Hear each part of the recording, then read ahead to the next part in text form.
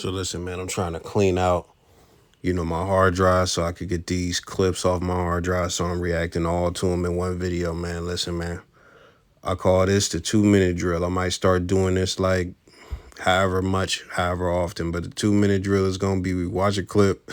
I get all my thoughts out in 2 minutes, go to the next clip. Let's go. The partner. I've never dated. That's right. I've never dated. Mowry was my first. Right. Yes. Everything. I know. So I wasn't even allowed to date until I was 18 years old. I met Corey when I turned 20, and I lost my virginity at 25. There, was that it? And then we got married. Boom. Welp. So a lot of content creators focus on her. I don't have any videos on her because I really just don't care about anything she got going on. But long story short, if you were not aware, she pretty much broke up her family because she thought the grass was greener on the other side as far as being single. And now she's got all these videos about being single and she's a single mom and all this stuff, blah, blah, blah. But listen, like, when you look at her and how weird and quirky she is and stuff like that, that's what it is. It's the fact that she didn't get her virginity broke as a woman till she was 25. But she was with the guy, whatever the case was, man. But from my understanding, that was her only guy. But when you live in the era that we live in, where whole culture is glorified, it's like, there was one point where we looked at Aisha Curry like she was a good girl and everything was great and all of that stuff. But as time went on, we have seen her become corrupted. So even if you get a good chick, what seems to be a good chick, and you get her, like, and you're a young dude and you get her when you're young or whatever, like, this culture that we have here, the media that we have here, her friends and everything else is going to corrupt her. You can pretty much count on that. And this is great proof of that. Under 2 minutes on this one, but let's continue. But you know what the thing is with me? I need somebody that knows how to tame me real good. So you have to Are know you a how fucking to. caged animal? Why the fuck I gotta tame you? I am a caged animal. That's a problem. You need therapy. No, okay? I've been to therapy. Niggas don't need to tame a woman. We do so much in our everyday life but already. That's your natural Why the fuck? habitat. Can I speak, please? Wait. When I come home, right?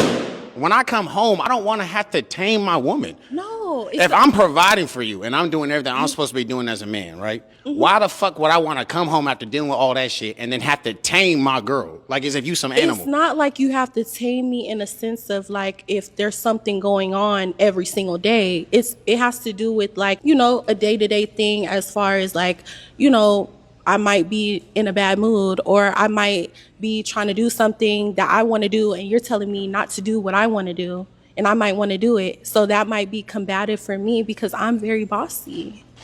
I'm sorry. I like things my way or the fucking highway. That's just what it is. And I'm just me.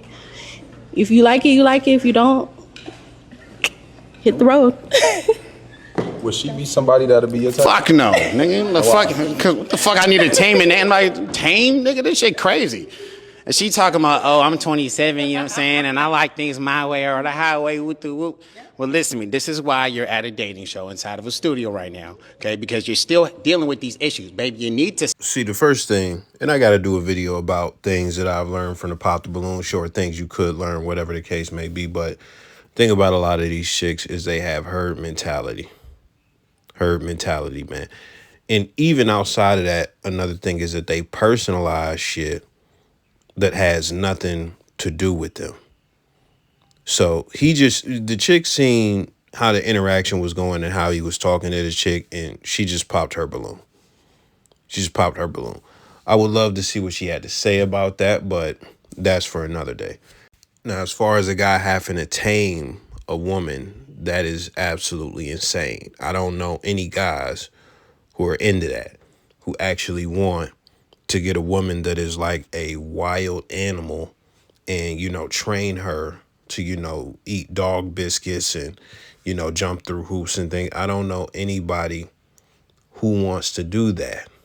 And the other thing that's very important here is that women like this, and it's a lot, most women really, they don't care about what a guy wants. They only care about what they want. she can't tell you what value she provides to a dude that is value that we actually care about, things that we actually value outside of pussy. She can't tell you that. So it's like, again, we have another bird. Even though she's in a cheetah outfit, she's a fucking bird. Next vid. Some of these bras, they got such shitty personalities, man. It amazes me that they've made it this far in life. What are the 3 most noticeable red flags about these women? I had an uncle when I was coming up, and he told me, man, when you meet a woman and she comes in the house, tell her to cook you something. If she even sucks her teeth, you need to tell her she need to leave immediately, because that's going to be the woman that sends you to prison. Because in the lifestyle that they was living, a woman who wasn't 100% in pocket is going to be a loose end that sends you to prison later down the line. And so I've always ran my life off of that. And that's why I've always had a great life with women, because I picked the right ones. I'm only picking a woman who's going to do whatever, whenever, however. I'm going to be with the woman who let me mash and go overboard and still going to be there with a smile on her face when I come back. If you really just start looking at the women who like you enough, ain't going to be no red flags. It's red flags because she don't like you. If you deal with a woman who actually likes you, man, she going to do whatever. You tell her to stop doing something, she going to stop doing it. You ask her to do something, she going to do it. But if you're dealing with a woman who don't really like you, it's going to be all them type of problems. So I would say always put a test out with a woman when you first meet her. You first ask her to do something. Tell her to stop doing something. Say, hey, I don't like that. Cut that out. And just see her response. See if she's okay with stopping or if she gets an attitude. Just look for the woman who likes you a lot. And most of you dudes skip that step. Now, just in case you aren't aware, dude is a former pimp or active pimp. I don't know, but he's used to be a pimp. But it's kind of ironic because what he's saying in this clip, I heard another pimp say something like this that really stuck with me. And it was basically, the woman that you want, the woman that you want, it's going to cost. You're going to have to do X, Y, Z. You're going to have to put out the effort. You're going to have to pay. But when it comes to the woman that wants you, everything is going to go your way. When I heard that, I thought of some of the experiences I had, and that's the truth, man. No matter how bad a chick is, no matter how smacked the chick is, whatever the case may be, the 2 things that has to be there for me is respect and compliance. Those are the 2 non-negotiable, mandatory things. And the thing is, you have to not only vet your women, you got to test your women. Because you got to know what you're working with. Now, he's saying, like, there's no red flags, if a chick like you and stuff like listen, man, absolutely.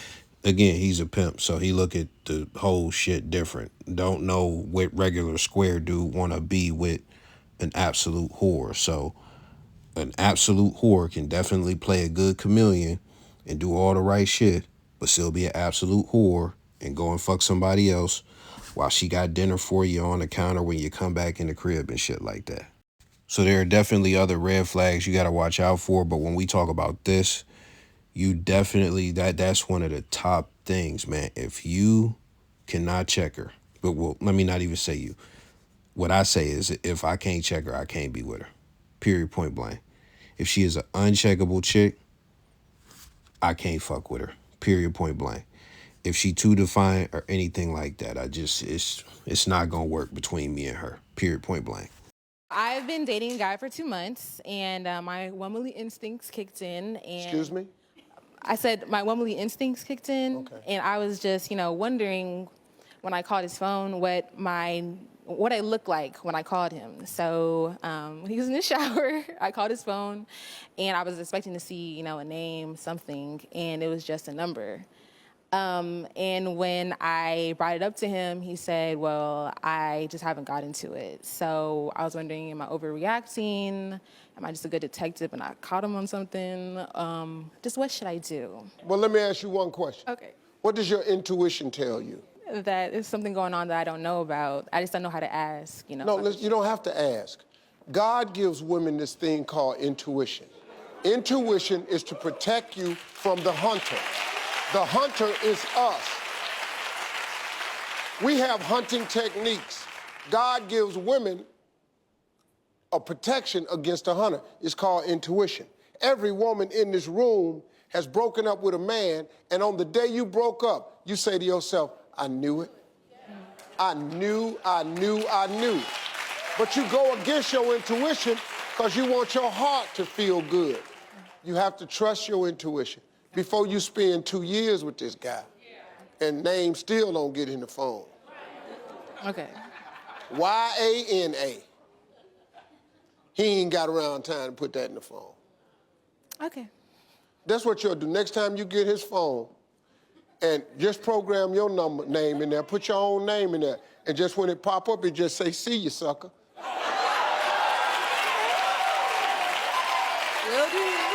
Let me tell you, I tried to do the 2-minute drill. I failed, so we doing it again. Listen, intuition, the ability to understand something immediately without needing conscious reasoning or anything like that. So you got the definition right there, man. Shout out to the final cent boss, Steve Harvey. Listen, he painted a good picture. But this is the thing. Don't you think that that is a very irresponsible narrative? The first reason I would say that it's irresponsible is because, okay, he said that this only applies to negative things that men are doing or that they could possibly be doing, and et cetera, because it's meant to protect them from men. What is the difference between that and paranoia?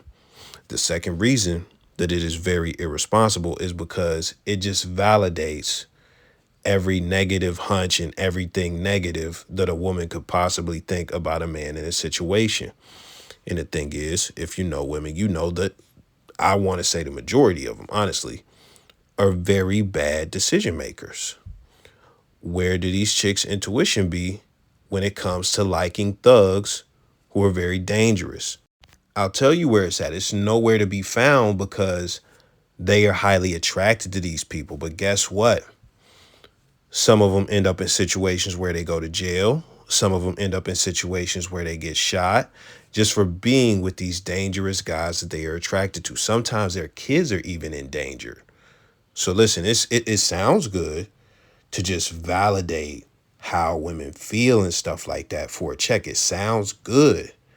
But a lot of the times, these chicks be in an emotional frame of mind and they don't be in a right frame of mind.